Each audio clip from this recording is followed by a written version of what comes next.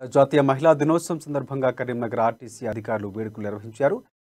మహిళలు కేవలం ఇంటికి పరిమితం కాకుండా అన్ని రంగాల్లో రాణించాలని జిల్లా ట్రాన్స్పోర్ట్ కమిషనర్ ప్రిన్సిపల్ తెలిపారు. ఆర్టీసీలో పనిచేస్తున్న మహిళల కోసం ప్రత్యేకంగా బస్సు డ్రైవింగ్ కోసం శిక్షణ ఇవ్వబోతున్నామని, ఈ అవకాశాన్ని మహిళలు సద్వినియోగం చేసుకోవాలని సూచించారు.